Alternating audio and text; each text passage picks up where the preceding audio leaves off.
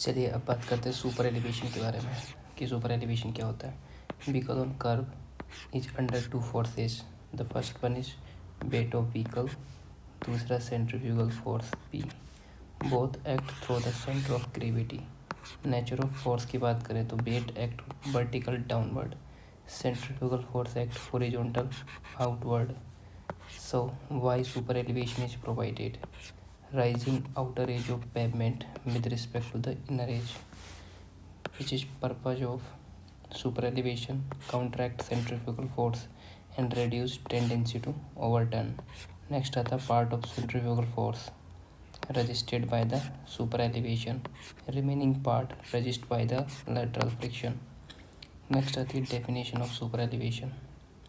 क्या होती है? Ratio of height of outer edge to the horizontal width. क्या क्या? Ratio of height of outer edge divide by horizontal width. यहाँ जो ई बराबर होता है वो होता है 10 थीटा। अब बात करते हैं प्रैक्टिकल रिलेशन के बारे में। Since angle theta is small, E बराबर 10 theta is equals to sine theta is equals to E by B होता है। नेक्स्ट बात करते हैं, एक फिगर दे रखा है। सी जी जो होता है सेंटर ऑफ ग्रेविटी होता है, डब्ल्यू जो होता है एक्टिंग वर्टिकली डाउनवर्ड, पी जो होता है acting horizontal outward, pavement treated by angle theta. अब रिलेशन देखते हैं between super elevation E, friction F and centrifugal ratio. यहाँ गिवन है road is super elevated by angle theta, vehicle moving perpendicular to paper. So W बराबर weight of vehicle and F is a friction force between tire and pavement. Theta is a transverse slope due to super elevation. बात करते हैं force component along the pavement. Outward जो component force लग रहा है वो लग रहा है P cos थीटा। इनवर्ड जो कंपोनेंट फोर्स लग रहा है वो लग रहा है W sin theta. F A plus F B, since F A बराबर F A is equals to F R A and F B is equals to F R B. So F A plus F B is equals to F R A plus R B होता है। अब इसकी equilibrium condition की बात करते हैं। Equilibrium condition क्या होती है? वो होती है P बराबर cos theta is equals to W sine theta plus F R A plus R B, but R A plus R B बराबर होता है W cos theta plus P sine theta. इसलिए क्या हो जाएगा?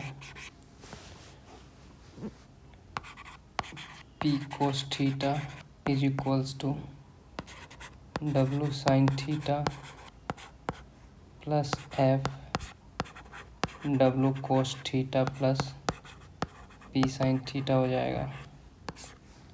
So divide entire equation by W cos theta. तो ये हो जाएगा, इसको डिवाइड करेगा तो किससे? W कोस थीटा से। तो ये निकल के आएगा P by W is equals to sine by cos tan theta, W cancel हो जाएगा, and plus F plus F P by W tan theta. इसको रीअरेंजिंग करने के बाद में P by W tan theta plus F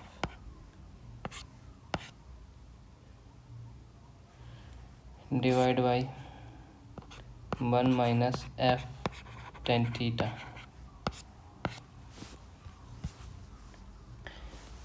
for small theta के लिए tan theta is equals to E हो जाएगा। सो पी वाई डब्लू बराबर E plus F divide by 1 minus E F हो जाएगा। सिंस ई और F are very small so E F is equals to 0 and 1 minus E F is equals to 1 हो जाएगा। तो अब बचा क्या आपके पास में, P by W is equals to E plus F. Also centrifugal force ratio P by W is equals to होता है B square by G R. So यहाँ दो इक्वेशन होगी, इक्वेशन 1 इक्वेशन 2 दोनों को इक्वल कर देंगे। E plus F is equals to B square by G R, V in kilometre per hours. So आपके पास निकल के आएगा किलोमीटर आवर्स के अंदर E plus F is equals to B square divide by 127 R. ये आपके पास सुपर एलिवेशन का फॉर्मूला निकल के आता है। अब बात करते हैं IRC guidelines for super elevation. Design basis समझते हैं। Super elevation is designed for particular vehicle having standard weight and dimensions.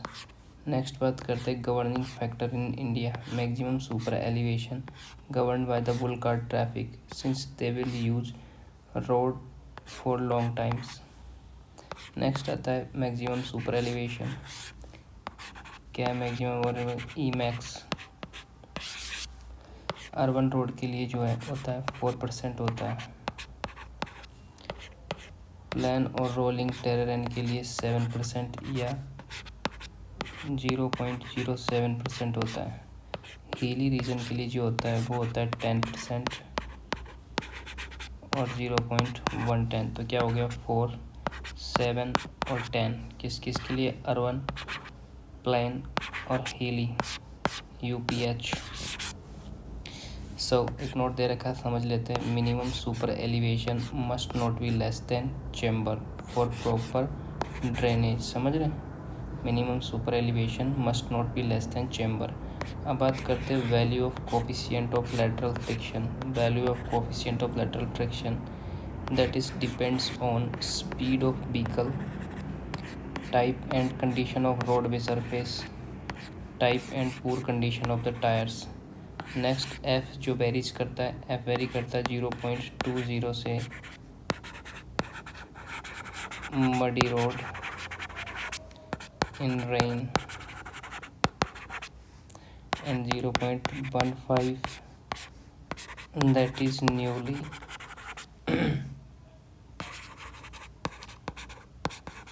constructed asphalt road. 0.20 किसके लिए वेरी करता है? मडी रोड के लिए। 0.15 न्यूली कंस्ट्रक्टेड आसफाल्ट रोड के लिए। Since Indian road condition not good तो IRC रिकमेंडेड लिस्ट वैल्यूज 0.20। अब बात करते हैं टैकिंग फैक्टर सेफ्टी 4/3।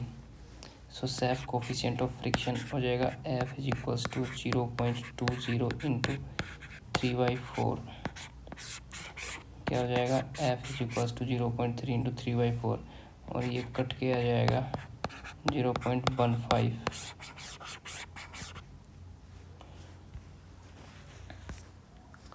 अब बात करते हैं इक्विलिब्रियम सुपर एलिवेशन की। इक्विलिब्रियम सुपर एलिवेशन में क्या होता है? Definition super elevation at which pressure on inner tyre is equals to pressure on outer tyre, not lateral friction यहाँ पर रिक्वायर्ड होता है। अब कंडीशंस की बात करते हैं। कोफिशिएंट ऑफ फ्रिक्शन यहाँ पर नेगलेक्ट हो जाता है। फ्रॉम फंडामेंटल इक्वेशन से E plus F is equals to B square divide by 127 R होता है। यहाँ जो एफ बराबर होता है वो 0 होता है। सो ई बराबर B square divide by 127 R होता है। इन एंगुलर फॉर्म में टेन थीटा जो होता है वो ई के बराबर होता है। थीटा बराबर होता है tan inverse B square divide by 127 R, जो इसका मीनिंग होता है if road is super elevated by tan inverse B square divide by 127 R. Then frictional force will not be called upon act. अब बात करते हैं प्रेशर डिस्ट्रीब्यूशन के बारे में। On level road more pressure on outer wheel होता है।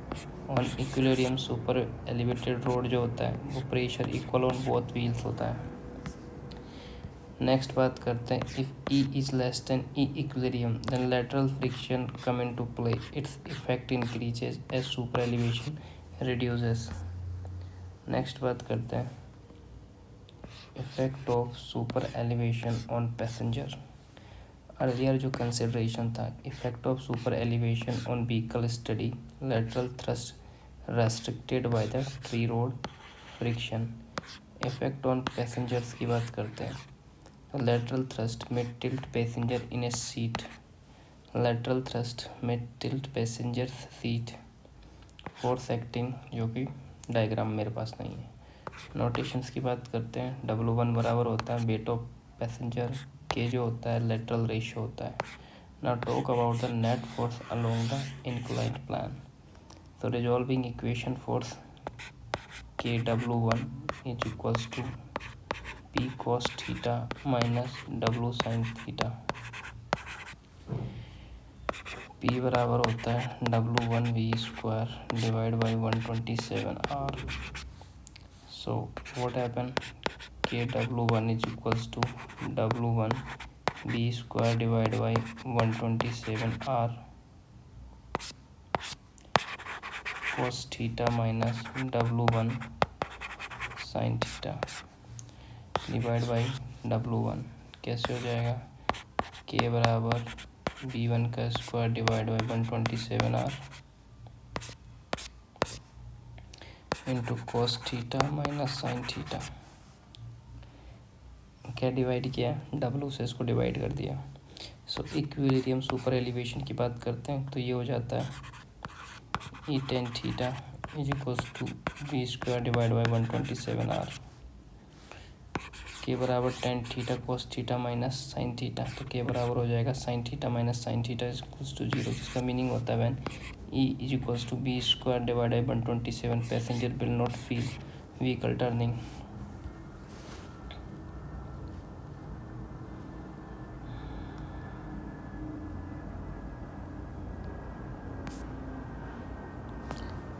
Hands off speed की बात करते हैं कि हैंड्स ऑफ स्पीड क्या है। इफ ई बराबर B square divide by 127R है तो driver need not apply force on steering wheels, this speed is called hand off speed. इसका जो फॉर्मूला होता है बी बराबर होता है under root 127R sine theta.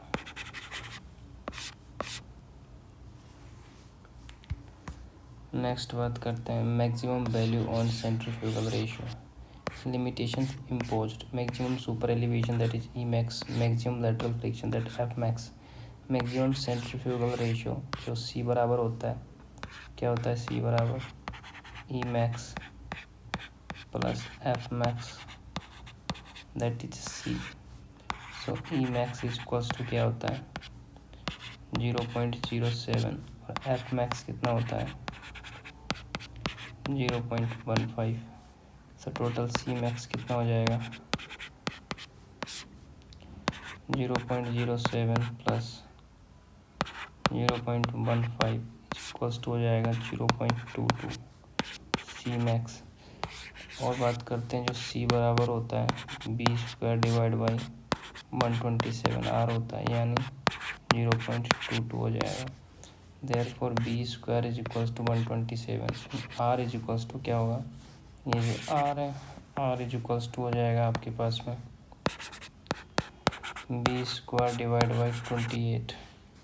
सो कंक्लूजन क्या निकल के आया minimum permissible radius is fixed. Next चलते हैं मैक्सिमम सेंट्रीफ्यूगल रेशियो। लिमिटेशन लगाई गई है super elevation is maximum limit E max lateral इतना इतना टोटल सी मैक्स कितना हो जाएगा ये जो हो गया। So minimum radius of horizontal curve fix हो जाती है। नेक्स्ट बात करते हैं attainment of super elevation. Attainment of super elevation क्या होता है? स्ट्रेट रोड कंडीशन में camber provides on both side from crown और सेंटर लाइन। ऑन कर्व की बात करें तो road must be super elevated, outer edge raised with respect to the inner edge. Super elevation accomplished in two stage, which one? Elimination of crown of camber section, done by two methods. Rotation of outer edge about crown, rotate at desired rate, outer edge brought to the horizontal at start of transition curve. Next आता है डायनोगल crown method. डायनोगल crown method में क्या होता है? Crown progressively shift outward with of inner as increase progressively, not usually adapted due to increase in negative super elevation. Next बात करते हैं rotation of pavement to attain full super elevation. इसके two methods हैं। पहला method होता है rotating about centre line. कैसे? Pavement rotate about the centre line, inner edge depressed by e by 2, outer edge raised by e by 2, so central line vertical profile is unchanged. Earthwork balance is advantage or disadvantage. Drainage problem due to depressed inner edge। यहाँ एक note दे रखा है, वो देखते हैं। preferred in hilly areas and earthwork is balanced। so next बात करते हैं node that is node drainage problem in hilly areas। Next बात करते हैं, वही चीज़ चल रहा है। कैसे होगा सुपर एलिवेशन का अटेनमेंट? स्ट्रेट रोड पर कैम्बर दोनों साइड दिए जाते हैं क्राउन सेंटर लाइन से। कर्व पर रोड को सुपर एलिवेशन करना पड़ता है। आउटर एज रेज होती है इनर एज के रिस्पेक्ट में। अब दो स्टेज में सुपर एलिवेशन दिया जाता है। पहली स्टेज है कैम्बर क्राउन को एलिमिनेट करना होता है। इसके दो मेथड्स हैं। आउटर एज को क्राउन के अबाउट रोटेट करते हैं, डिजायर्ड रेट से रोटेट होता है। आउटर एज हॉरिजॉन्टल तक लाया जाता है ट्रांजिशन कर्व सेट के पार्ट पर। डायनोगल क्राउन मेथड की बात करें तो क्राउन को प्रोग्रेसिवली बाहर शिफ्ट किए करते हैं। इनर एज की विड्थ बढ़ती हैं और जनरली यूज नहीं होता है नेगेटिव सुपर एलिवेशन बढ़ने की वजह से। अब बात करते हैं फुल सुपर एलिवेशन लेने के लिए रोटेशन दिए जाते हैं। इसके दो मेथड्स हैं।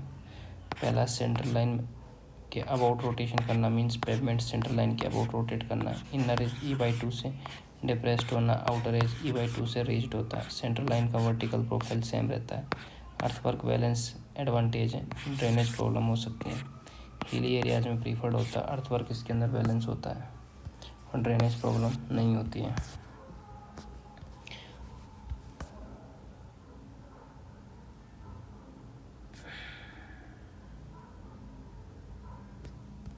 अब बात करते हैं rotating about inner as methods description. Pavement rotate about inner as, rotation continuously until found super elevation attained.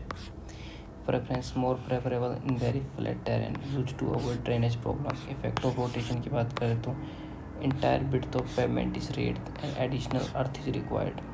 So advantage, additional earth work may be required. Method is diametrically cross section indicate pavement cross slope.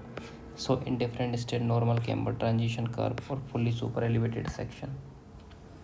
अब बात करते हैं inner as के about rotation. Method का concept होता है pavement inner as के about rotation होता है जब तक फुल सुपर एलिवेशन अचीव ना हो। कहाँ इसका प्रेफर किया जाता है? जहाँ वेरी फ्लैट टेरेन हो या ड्रेनेज प्रॉब्लम अवॉइड करने के लिए। रोटेशन का इफेक्ट समझते हैं, पूरा पेवमेंट विड्थ पर उड़ जाता है, एक्स्ट्रा अर्थ वर्क लगता है, डिसएडवांटेज हो जाए, एडिशनल फिलिंग रिक्वायर्ड होती हैं। अब बात करते हैं design of super elevation. Design of super elevation. Design of super elevation mixed traffic condition में vehicle move with different speed, so design become complex. Observations: maximum super elevation neglect frictions, safe for fast vehicle, inconvenient for the slow vehicle. Low super elevation depending on friction, unsafe for the fast vehicle. IRC recommendation: provide recommendation to fully contract centrifugal force due to 75% of the design speed, neglecting lateral force. इसमें design super elevation में first step आता है calculate super elevation for 75% of design speed. So E plus 0 होता है is equals to 0.75 B का square divide by 127 R होता है।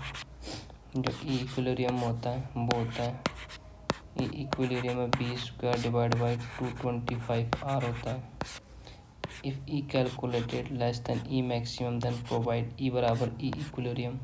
If calculated greater than E max then take E बराबर E maximum. So step 2 provide E बराबर E maximum में E plus F is equals to B square divide by 127 R. So F is equals to B square 127 are minus E max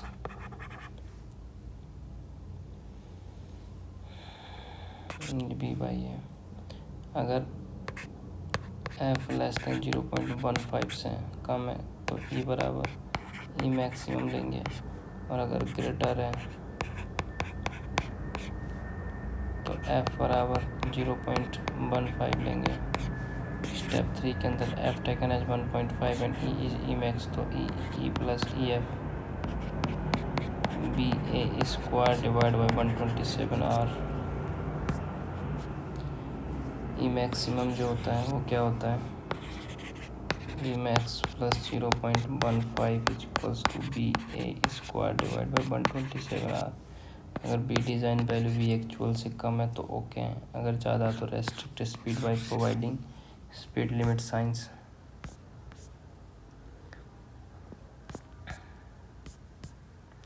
हम बात करते हैं radius of horizontal curve. इसका importance क्या है, radius comfortable speed decide करता है। Important design elements हैं, सुपर एलिवेशन और फ्रिक्शन पर ये डिपेंड करता है। डिज़ाइन कॉन्सेप्ट की बात करें तो मैक्सिमम सुपर एलिवेशन पर फ्रिक्शन के बेसिस पर डिज़ाइन होता है। फ्यूचर में स्पीड बढ़ते हैं तो अलाइनमेंट ना करना पड़ता है, कर्व को मैक्सिमम लिमिट के बेस पर डिज़ाइन करते हैं। अब बात करते हैं फॉर्मूला फॉर मिनिमम रेडियस के लिए। आर बराबर होता है बी स्क्वायर डिवाइड जी की पावर ई प्लस एफ होता है। सो आर बराबर होता है B square divide by 127 E plus F. So generally E maximum दिया जाता है वो 7% यानी 0.07, और एफ जो होता है 0.15 अगर प्रॉब्लम में ना दिया हो तो। अब बात करते हैं आई आर से रिकमेंडेशन। रूलिंग मिनिमम रेडियस होता है। एब्सोल्यूट जो होता है ये मिनिमम रेडियस होता है। प्लेन टेरेन जो होता है नेशनल हाईवे और स्टेट हाईवे जो कि 360 मीटर होता है। एमडीआर जो होता है वो 230 मीटर होता है। ओडीआर जो होता है इसके लिए रेडियस होती है 155। विलेज रेड के लिए 90 मीटर होती है। नेशनल हाईवे और स्टेट हाईवे के लिए जो रेडियस कितनी होती है 360 मीटर रूलिंग होती है। ये प्लेन टेरेन के लिए है। रोलिंग टेरेन के लिए जो होती है 230 होती है, 155 होती है, 90 होती है, 60 होती है। माउंटेनियस के लिए 80 होती है। यही पूछा जाएगा। एमडीआर के लिए 50, ओटीआर के लिए 30 और 20। स्नोबर्न एरियाज़ के लिए 90 होती है। नेशनल हाईवे स्टेट एमडीआर के लिए 60, ओडीआर के लिए 33। बात करते हैं steep terrain area affect by snow, यह 50 मीटर होती है। स्नो बाउंड एरिया के लिए 30 मीटर होती है। ये देख लो।